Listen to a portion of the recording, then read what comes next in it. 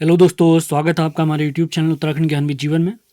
उत्तराखंड सामान्य अध्ययन जो कि हम BS नेगी जी की पुस्तक से कर रहे हैं, आज हम उसका देखेंगे चैप्टर नंबर 6। इस पुस्तक में टोटल 47 चैप्टर हैं जिनको हम डिटेल वन लाइनर के माध्यम से समझने वाले हैं।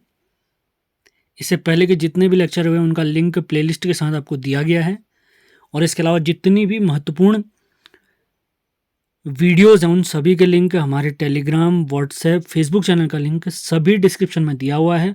उसको फॉलो ज़रूर करें आप लोग। तो विदाउट वेस्टिंग टाइम आगे बढ़ते हैं। आप ये सिंगल लाइनर बुक देख सकते हैं BS नेगी जी की, ये तीसरा एडिशन है। बिल्कुल अपडेटेड वर्जन है और बेस्ट बुक मान के चलें आप इसको। तो इस पुस्तक में देखें तो अभी तक हम क्या क्या समाप्त कर चुके हैं। चैप्टर 1 हमारा समाप्त हो चुका है। इसके साथ चैप्टर 2, 3, 4 और 5 हम समाप्त कर चुके हैं। अब हमारा चैप्टर स्टार्ट होता है चैप्टर नंबर 6 यानी गोरखा शासन। और इसके बाद जो अगला चैप्टर है मैं आपको बता देता हूँ उसके बारे में जानकारी। तो अगला जो चैप्टर है उसके सारे फैक्ट मान के चलिए मोस्ट इंपॉर्टेंट है, मोस्ट से मोस्ट इंपॉर्टेंट है। जैसे हमने परमार वंश को 2 हिस्सों में देखा था, वैसे ही इस चैप्टर को भी हम 2 भागों में देखेंगे। यानी जो 7वां चैप्टर अगला आएगा हमारा, इसके भी 2 पार्ट आएंगे टोटल। लगातार ये सीरीज चलती रहेगी, इसकी चिंता बिल्कुल न करें आप। बहुत शानदार वीडियोस बनने वाली हैं। आगे बढ़ें तो आप देख सकते हैं टोटल इसमें 47 चैप्टर हैं। तो इस सारे चैप्टर आपको कंप्लीट करवाए जाएंगे और आगामी सभी परीक्षाओं के लिए कुछ नोट्स हमने बनाए हुए हैं, आप देख सकते हैं इनको। अगर इनकी PDF आप चाहते हैं तो इस नंबर पे आप संपर्क कर सकते हैं। तो अब स्टार्ट करते हैं आज का लेक्चर, गोरखा शासन। आगे बढ़ने से पहले आप गोरखाओं के बारे में मैं आपको कुछ बेसिक जानकारी दे देता हूँ। जब उत्तराखंड का हम प्राचीन इतिहास पढ़ते हैं तो कुमाऊं वाले क्षेत्र में चंद शासक थे।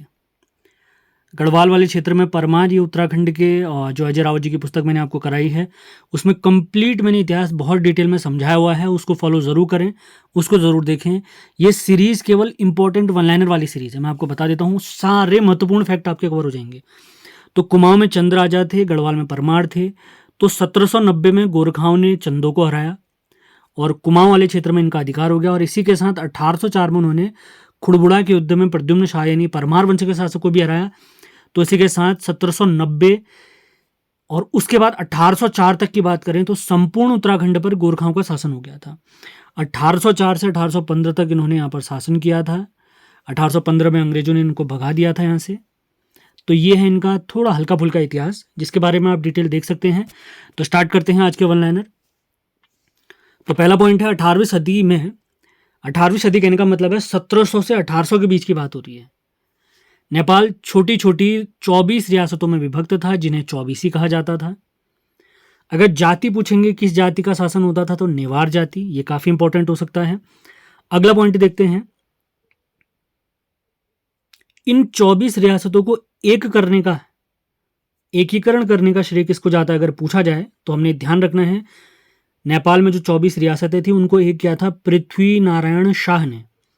पृथ्वी नारायण शाह के बाद अगले शासक बने थे प्रताप शाह, जो 1775 से 1778 तक रहे, माफ करें। और उसके बाद 1778 ईस्वी में प्रताप शाह का अल्पवयस्क पुत्र रण बहादुर शासक बना, जिसकी संरक्षिका इंद्र लक्ष्मी थी। और इन्हीं के समय पर, रण बहादुर शाह के समय पर ही कुमाऊं पर आक्रमण किया था अंग्रेजों ने, गोरखाओं ने, माफ करें। अल्मोड़ा पर गोरखाओं के अधिकार के समय नेपाल के शासक कौन थे? रण बहादुर शाह। वही चीज़ हमने लिखी हुई है। उम्मीद है बेसिक ब्रीफ आइडिया आपको आ गया होगा। हम यहाँ पर सिर्फ इंपॉर्टेंट वन लाइनर पर फोकस कर रहे हैं, मैं आपको फिर से क्लियर कर दूं।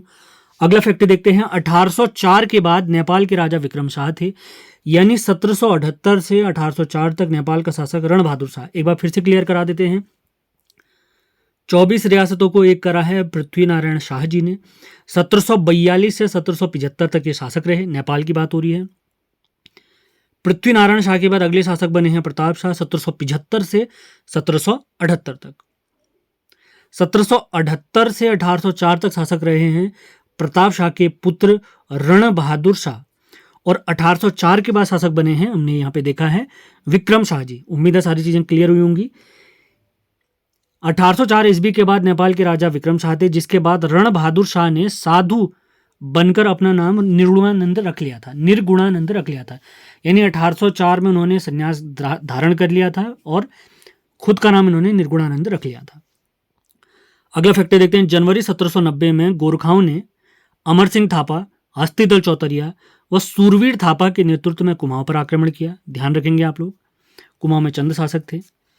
अगला फैक्टर देखते हैं।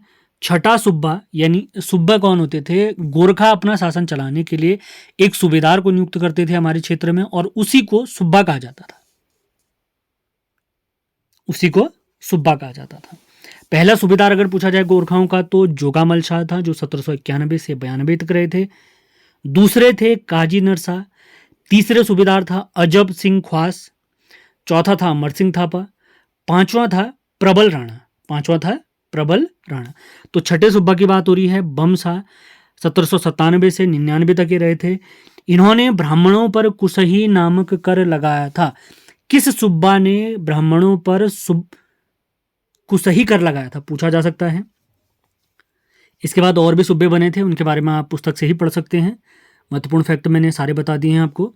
अगले फैक्ट की तरफ बढ़ते हैं। जोगामल शाह ने कुमाऊं में पहला भूमि बंदोबस्त किया था। जोगामल शाह ने कुमाऊं में पहला क्या किया था? भूमि बंदोबस्त किया था। जोगामल शाह काफी इंपॉर्टेंट हो सकता है, जो कि पहला सूबेदार था। और प्रत्येक बालिग व्यक्ति से 1 रुपया मांगा कर इसने लिया था। मांगा कर महत्वपूर्ण हो सकता है। अगला देखते हैं। 1803 ईस्वी में अमर सिंह थापा व हस्तिदल चौतरिया के नेतृत्व में गोरखाओं ने आपदाग्रस्त गढ़वाल पर आक्रमण किया, क्योंकि वहां पर भूकंप इत्यादि समस्याएं हो गई थी। वैसे गोरखाओं के बारे में अगर आपको बताया जाए, 1790 में कुमाऊं जीतने के बाद उन्होंने तुरंत गढ़वाल पर आक्रमण किया था 91 में, लेकिन वे लंगूरगढ़ से आगे नहीं बढ़ पाए थे। उस समय पे ये दिक्कत भी हुई थी कि जिस समय उन्होंने गढ़वाल पर आक्रमण किया तो नेपाल पर चाइना ने हमला कर दिया था, तो उनको नेपाल वापस जाना पड़ा था। अगला तथ्य देखते हैं। गोरखा शासन में न्याय एवं मुकदमों का कार्य देखने वाला अधिकारी विचारी कहलाता था। विचारी। अगला तथ्य देखते हैं।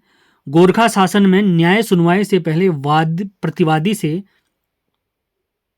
महाभारत या हरिवंश की कसम कराई जाती थी या खिलाई जाती थी। अगला तथ्य देखते हैं। गोरखाओं ने, अभी मैंने थोड़ी देर पहले आपको बताया था, जो छठा सुब्बा था बम शाह, उसने कुसही कर लगाया था, तो वही चीज है। गोरखाओं ने ब्राह्मणों पर कुसही नामक कर लगाया। यह कर 260 नाली या 13 जूलिया तक की जमीन हथियाए हुए ब्राह्मणों पर 5 रुपया प्रति मवासा लगता था। अगला तथ्य देखते हैं। कुछ टैक्स के बारे में जानकारी है। मिझारी कर शिल्पकर्मियों व जागरिया ब्राह्मणों से लिया जाता था, जबकि टांड या तान कर हिंदू भोटिया बुनकरों से लिया जाता था।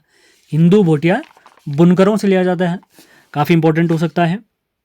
इसके अलावा और भी बहुत सारे टैक्स होते थे, जैसे पुंगाड़ी कर, टीका भेंट कर जो कि शादी और विवाह के अवसर पर लगता था, तिमारी कर ये सैनिकों को देकर होता था, मिझारी कर, मौकर, इनके बारे में मैं डिटेल आपको पढ़ा चुका हूँ। तो अजय रावत वाली सीरीज हमारी ज़रूर फॉलो करें, उसमें डिटेल जानकारी आपको प्राप्त हो जाएगी। अगला तथ्य देखते हैं। दोनिया कर मेवाती और हिड़ी भाबर में पहाड़ी पशुचारकों द्वारा वसूला जाता था। पहाड़ी पशुचारकों द्वारा वसूला जाता था। अगला तथ्य देखते हैं। गोरखा शासन में सेवा के बदले दी जाने वाली भूमि को मनोचौल कहा जाता था। इंपॉर्टेंट फैक्ट हो सकता था, काफी इंपॉर्टेंट। अगला तथ्य देखते हैं, ये भी इंपॉर्टेंट लगता है मुझे। रण बहादुर चंद्रिका की रचना कवि मौलाराम जी ने की थी। एक पुस्तक है रण बहादुर चंद्रिका। अगला तथ्य देखते हैं। चंपावत के बालेश्वर मंदिर का जीर्णोद्धार 1796 में सूबेदार महावीर थापा ने कराया। महावीर थापा ने करवाया था। अगले फैक्ट की तरफ बढ़ते हैं। रैपर ने 1808 ईस्वी से 1811 तक गढ़वाल का सर्वेक्षण किया। अगला तथ्य देखते हैं। लॉर्ड हेस्टिंग्स का दूसरा नाम लॉर्ड मोयरा था, जिसने 1 नवंबर 1814 में गोरखाओं के विरुद्ध युद्ध की घोषणा की थी, क्योंकि गोरखाओं से काफी परेशान हो गए थे। तो इन्हीं के नेतृत्व में अंग्रेजों ने गोरखाओं पर आक्रमण करने के लिए अपनी सेना को 4 भागों में बांटा। तो 4 भागों के अध्यक्ष कौन कौन रहे थे? मेजर जनरल मार्ले, इन्होंने बिहार के रास्ते नेपाल पर आक्रमण किया। दूसरे थे मेजर जनरल वुड, इन्होंने गोरखपुर से इन्हें घेरा गोरखाओं को।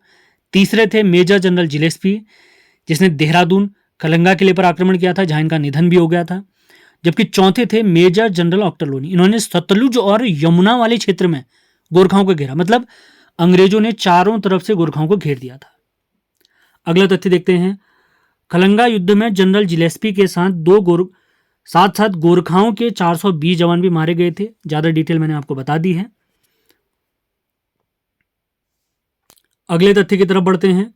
25 अप्रैल 1815 इंपॉर्टेंट डेज हो सकती है। अंग्रेजों ने अल्मोड़ा पर हमला कर दिया। अगला देखते हैं, 4 मार्च 1816 को नेपाल ने पूर्ण रूप से संगौली की संधि को स्वीकार किया था और इसे स्वीकार करने के लिए हमारे तत्कालीन कुमाऊं कमिश्नर ई गार्डनर काठमांडू गए थे। और उसके बाद जो कुमाऊं कमिश्नर बनाए गए थे वो ट्रेल बनाए गए थे। अगला तथ्य देखते हैं, संगौली संधि के अनुसार टिहरी रियासत सुदर्शन शाह को प्रदान की गई और शेष को नॉन रेगुलेटिंग प्रांत बनाया गया। यानी जो हमारा उत्तराखंड वाला क्षेत्र है, टिहरी रियासत तो हमने सुदर्शन शाह जी को दे दिया और उसी के साथ बचा हुआ जो संपूर्ण क्षेत्र था उसे नॉन रेगुलेटिंग प्रांत बनाया गया है। अगला तथ्य देखते हैं, 1902 ईस्वी में संयुक्त प्रांत आगरा व अवध का गठन कर उत्तरांचल क्षेत्र का विलय इसी में किया गया है, 1902 में। इंपॉर्टेंट फैक्ट हो सकता है। कोई भी बेकार फैक्ट आपको नहीं बताया जा रहा है, मैं पहले बता देता हूं। आप बुक लगातार पढ़ते रहें, आपको खुद महसूस होगा कि ये सवाल इंपॉर्टेंट है। इन सभी इंपॉर्टेंट वन लाइनर को बनाने के लिए जितने साल, लगभग 5 से 6 साल मेरे को पढ़ाने का एक्सपीरियंस है, एग्जाम देने का एक्सपीरियंस है, उसी हिसाब से इन इंपॉर्टेंट फैक्ट्स को करवाया जा रहा है। उम्मीद है इनसे बहुत सारे सवाल हमारे पेपरों में आएंगे। अगला तथ्य देखते हैं, रणजोर सिंह थापा को मौला राम जी ने दानवीर कर्ण की उपाधि से विभूषित किया। अगला तथ्य देखते हैं, हस्ती दल चौतरिया कृषकों के प्रति उदार था। इसी के समय हरिद्वार दासों की बिक्री का केंद्र भी था। अगले तथ्य देखते हैं, 1815 में कैप्टन हियर्सी ने गोरखाली अफसरों के बारे में लिखा कि ये चंचल, विश्वासघाती और अत्यंत लालची एवं क्रूर होते थे। हियर्सी ने गोरखाओं के बारे में ऐसा लिखा है। तो इसी के साथ आज के हमारे महत्वपूर्ण फैक्ट, जो कि हमारा 6ठा चैप्टर है BS नेगी जी के पुस्तक का, ये समाप्त होता है। उम्मीद है आपको सेशन पसंद आया होगा। वीडियो समाप्त करने से पहले आपको कुछ जानकारी दे देते हैं। उत्तराखंड का इतिहास, संपूर्ण जिला सीरीज, उत्तराखंड परीक्षावाणी, इन सभी के कंप्लीट नोट्स प्राप्त करने के लिए आप इस नंबर पर संपर्क कर सकते हैं 7895127508। और ये आप BS नेगी जी की पुस्तक देख सकते हैं, इसका जो इंडेक्स है। तो आज हमारे 6 चैप्टर समाप्त होते हैं। तो 7वां चैप्टर अब हम जो देखेंगे उसके आएंगे टोटल 2 भाग, और ये मोस्ट इंपॉर्टेंट चैप्टर होगा अभी तक का, क्योंकि पिछले साल के सभी एग्जाम में, उससे पहले के एग्जाम में ब्रिटिश शासन पर विशेष फोकस किया गया है। तो उम्मीद है, और इस चैप्टर में ऑलमोस्ट सारे फैक्ट ही इंपॉर्टेंट है, इसी वजह से इसके 2 भाग में लेकर आऊंगा। तो लगातार सीरीज आपने फॉलो करनी है। सेशन पसंद आते हैं तो लाइक और शेयर जरूर करना है। तो आज का वीडियो यहीं तक था, मिलते हैं अगले वीडियो में। इसी के साथ हमारी जो वन लाइनर वाली सीरीज चल रही है, जिसमें सभी पुस्तकों का निचोड़ निकाल के मैंने रख दिया है, उसको भी आपने ज़रूर फॉलो करना है। और भी बहुत सारी बढ़िया सीरीज आप लोगों के लिए लाई जाएंगी, टाइम टाइम पर आपको बता दिया जाएगा इस बारे में। तो मिलते हैं अगले वीडियो में। धन्यवाद।